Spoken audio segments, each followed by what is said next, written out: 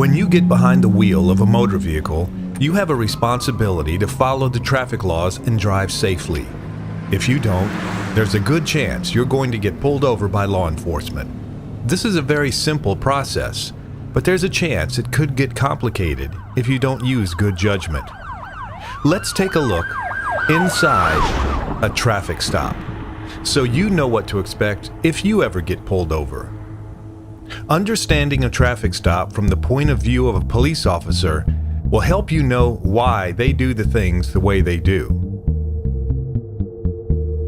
You know, if you're driving down the road and all of a sudden, the cop pulls up behind you, turns on his lights, well, you're about to get pulled over.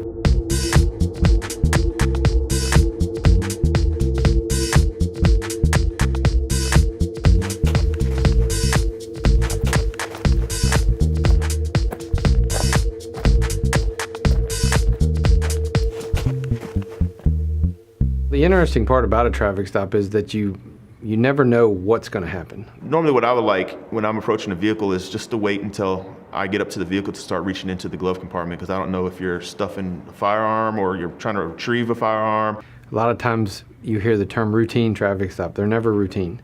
It's a dangerous job. It's a dangerous time that we live in. This may be the only time this person has ever been stopped, so they're nervous. But I've been a police officer almost 20 years. I think I pretty good can read when someone's just nervous because they've never been stopped, or they're nervous because something else is going on. If you don't agree with what I stopped you for and what I wrote you a ticket for, then the side of the road is not the place to argue about it. Because if you don't sign the summons, then you'll end up going to jail. We go into a lot of different cases where people are yelling and screaming at us, and we have to be able to hold back that emotion. And I appreciate that, I do. But if you're suspended, you can't be driving. They've never been pulled over by a police officer, and they're now being pulled over by a police officer. People get nervous. They that's their freedom, which I respect. Just because you get stopped doesn't mean you're going to get a ticket. So I have that discretion issuing warnings or summonses. A lot of people feel like when they're stopped, they're doing something wrong, but they might have a light out and they may not know about. But knowing the reason for the traffic stop is your right as a driver. They must tell you why they stopped you. Explain what you're doing, explain what you're doing, explain what you're doing. If you can't explain the reason for the stop, you shouldn't have made it in the first place. I'm trying to let cars. The officer is trained to exercise extreme caution every minute on the job. For just a moment, let's get inside the police officer's head. As they step from their cars and approach you, he or she has been taught, at least briefly, to entertain the remote possibility that you will pull a gun and try to shoot them. So you might notice their demeanor at first seems abrupt, or maybe overly alarmed if you fail to follow instructions as quickly and precisely as they would wish. Simply put, they are trained to prepare for the worst. Once we get up to the car, you're probably going to see us looking around the car a lot, because we're looking for, what we teach is look beyond the stop. We really look for an example of if they're down by that right hand and their hand is underneath their leg, and all of a sudden they move that quickly. That concerns me. Most people don't do that when they get pulled over by a police officer. They should be putting their hands either on the steering wheel or having their hands in a manner that I can see them. If there's 4 people in the car and there's only one of me, I don't mind asking people, hey, just keep your hands up where I can see them. Not necessarily in the air, but on the headrest or on their lap or something where I know where everyone's hands are. A lot of people, when we initially stop them, some people are reaching in their glove box, their center console, getting their license and their registration. My suggestion is wait till we get up there, because I don't know what you're doing. You know who I am. I don't know who you are. You could have just robbed a bank or, killed somebody, and you're arming yourself to harm me. All right, why do you think you want to stay close to the vehicle? It's hard for him to see it. Right. And if he wants to do something else, what else is going to be hard for him to do? It's harder to shoot over your shoulder than if you were wide, you can just turn and... Yeah. So Thompson, pull out your finger gun for me. And, right, I mean, you're in a car. If I'm out here, look at, right? If you're in close, he's going to turn and all that movement, as soon as you see something reaching out of the car, you should be drawn down and it's turned bad at that point, right? I don't know who the person is that I'm stopping. I don't know what they may or may not want to do. And on top of watching them and any passengers that might be in that vehicle, the other thing that I have to think about is what the traffic around me is going to be doing at the same time. If we're in a bad location, there's potential for a crash or just me getting hit. A traffic stop also puts an officer at great risk by being struck by distracted drivers, passing within a few inches of their backside. My biggest concerns are oncoming traffic. A lot of officers are struck while they're in their vehicles on traffic stops. It's very dangerous. It's nerve-wracking as well, because not only do I have to keep an eye on the driver of the vehicle that I've stopped, but I have to keep an eye on the traffic, coming towards me. Way too many officers were injured or killed during a traffic stop last year by drivers not paying attention.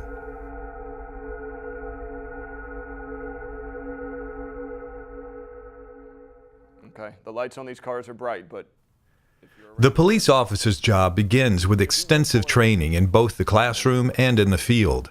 They're taught to know laws inside and out, that they are community servants, and that they are to behave professionally and courteously when interacting with the public. All right? I'm going to tell you never to say it when you write a ticket, but if you don't write a ticket, what do we want them to have? Please have a good day. Have a nice day, okay? If we write them a ticket, we're not going to say that. Yes, sir. We're going to say, please drive safely, okay? Because if we say, here's your ticket, have a nice day, all right, that can come off very condescending, okay? So if we're giving them a warning, hey, please have a nice day, okay? Perfect. We give them a ticket, please drive safely. what's the big thing now nationwide? Elephant in the room, right, with us? Race, right? Can't just pull someone over due to their race, due to their ethnicity, gender, all that stuff. It has to be a lawful stop. Do you have your license and registration? Ma'am, the reason I pulled you over, well, ma'am, I pulled you over because you're doing 49 in a 35 zone. I was not doing 40, I was doing 35. Ma'am, do you have your license and registration on you? I mean, did you stop me because I was black? No, ma'am, because you were speeding. It do you have must your, be because I know I wasn't speeding. Ma'am, do you have your license and registration on you? Yes, I have my license and registration. Thank you very much. Just hang tight in the vehicle for me, okay? Are you gonna give me a ticket? Ma'am, I'll be back in just a minute, okay? Just stay in the vehicle for me. Oh my goodness, I knew I wasn't speeding. You may get very nervous at a traffic stop, but the officer's number one priority is trying to make the interaction as safe as possible for everyone. Your responsibility as a driver is to listen to what the officer has to say. How you doing today, ma'am? Do you have your license and registration on you? Follow their instructions. Ma'am, can you move your hands so I can see them? Thank you, sir. And remain as calm as possible during the traffic stop. Ma'am, the reason I pulled you over is that you didn't stop for a stoplight back on Terrace Lane. Did you realize that? No, I didn't. I'm sorry.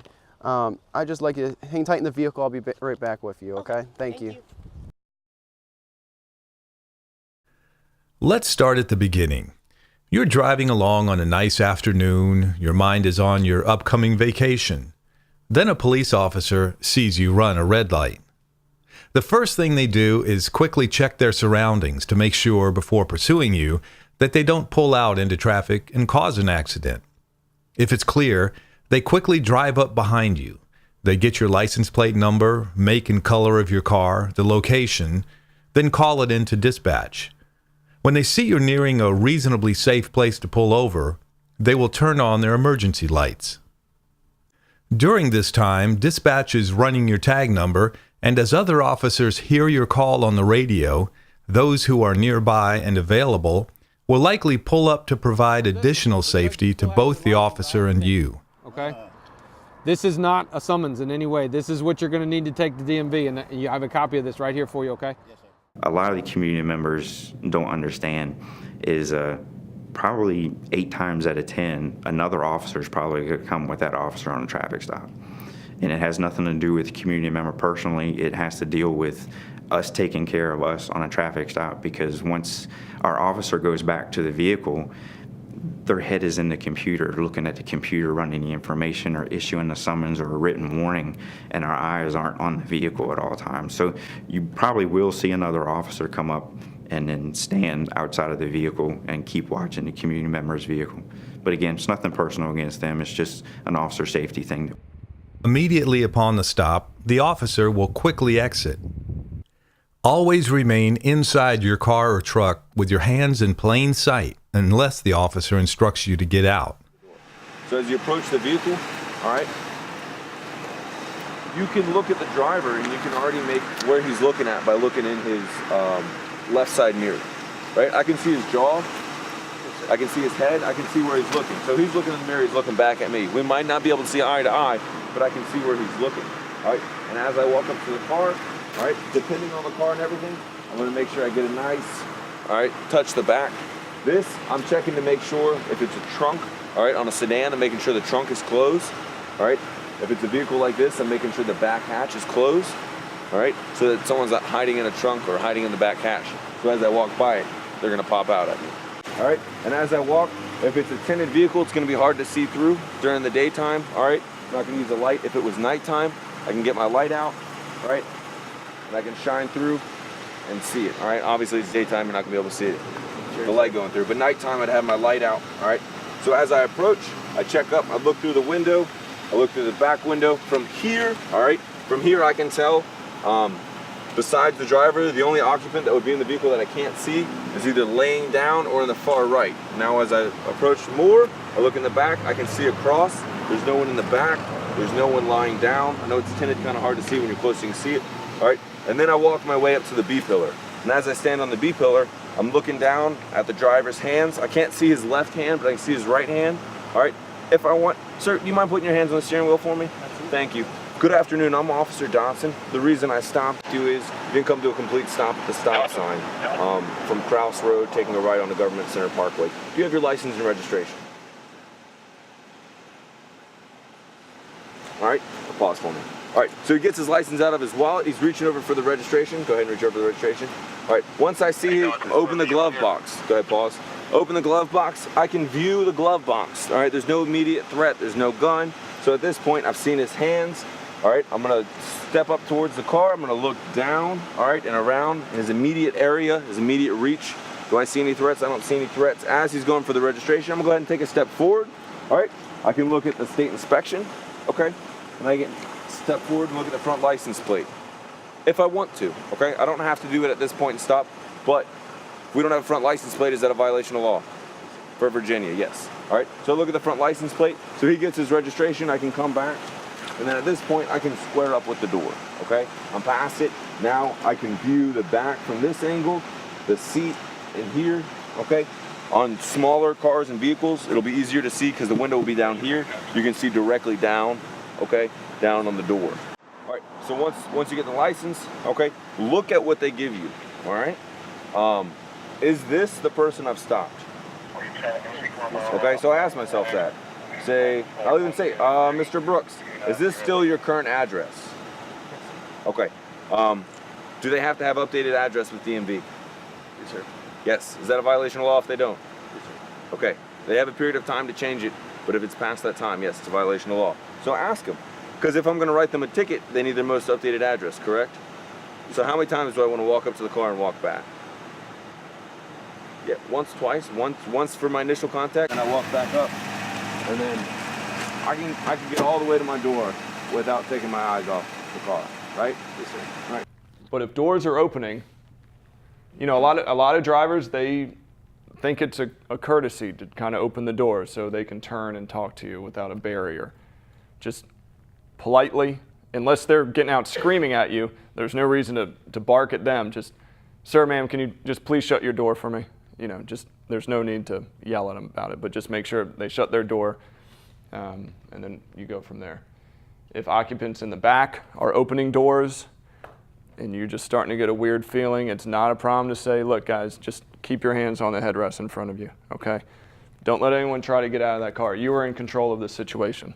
All right, thank you. Hey, stay right here. Okay. All right, now here we go. What did he just tell you? Stay here. Okay, cool. Unbuckle your seatbelt. Get out of the car.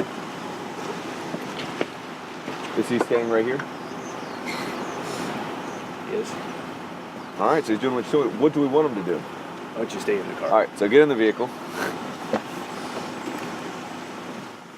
What do we want to tell him? All right, stay in the car. I'll be right back. Okay. All right. But in my head, I've told him to stay there. He gets out to stretch his legs and stand here because he's been driving for 6 hours, and we just pulled him over. And then we pop out of our car and we go, get back in the vehicle, because we get scared all of a sudden because in our minds, he is now not listening to us. But in his mind, he is listening to us. Right? See how there's a misinterpretation there? Sorry, sir. So that's why we want to make sure we're very clear with our communication. Okay? Sorry, sir. All right? And it means sometimes things happen like that, and they're like, oh, they get back in the car, and we're like, I told you to stay in the vehicle, and you go, no, you told me to stay right here. I needed to stretch my legs. Okay, we want to avoid any miscommunication, especially on traffic signs.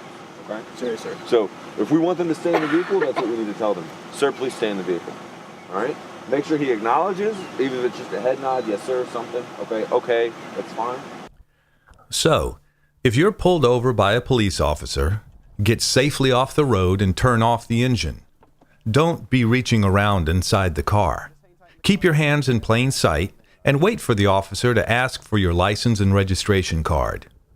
Remain in your vehicle and stay calm while they return to their car for a few moments. They will come back to you returning your documents and either give you a citation or a warning. All right, Miss Lumpkin, you have a good driving record, okay? So I'm just going to give you a warning, all right? Then you'll be free to go on your way. That is how the vast majority of traffic stops unfold. Remember, a traffic stop has the potential to be very dangerous for a police officer. They will always approach it with caution that they were trained to exercise. You should not take it personally. Your cooperation and calm demeanor will help a traffic stop go smoothly so that everyone can be safely on their way. And I want to be able to make sure people don't think that we're just stopping you because we have a quota. We don't have a quota. That's the thing. This is my job, and I'm doing my job, and I'm trying to make the community safe by doing it. I feel if I give the citizens respect, they will respect me. That's like my philosophy, you know. Treat people how you want to be treated. We're here to protect everyone. My specific job is traffic safety. So I just want the roads to be safe for everybody.